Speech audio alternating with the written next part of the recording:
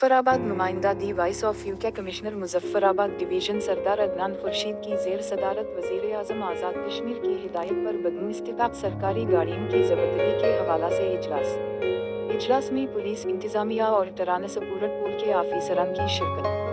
मुख्तलिफ महकमा जात में बदनू इस्तिताब गाड़ियों की जब्तगी के हवाला से तफसीली गौर फूस। इजलास में फैसला किया गया कि वजीर आजम के अहकामात पर अमल दरामद को यकीनी बनाया जाएगा। महकमा सर्विसेज की जानिब से जिन आफिसरान के पास बदनू इस्तिताब गाड़ियों को जब्त करने की हिदायत की गई है, इनकी फौरी जब्तगी अमल में लाई जाएगी। इस हवाला से इंतजामिया और पुलिस तरानसपूरत पुल के आफिसरान की निशानदही पर कार्रवाई अमल में लाएगी। इस मौका पर गुफ्तगू करते हुए कमिश्नर मुजफ्फराबाद डिवीजन सरदार अदनान खुर्शीद ने कहा कि वजीर आजम के अहकामात पर 100% अमल दरामद को यकीनी बनाया जाए। उन्होंने कहा कि वजीर आजम आज़ाद कश्मीर के तमाम अहकामात पर अमल दरामद की रेगुलर बुनियादों पर बराह मॉनिटर करूँगा। आवाम की खिदमत और मसाइल का हल हमारी अवलीन तरजीह है।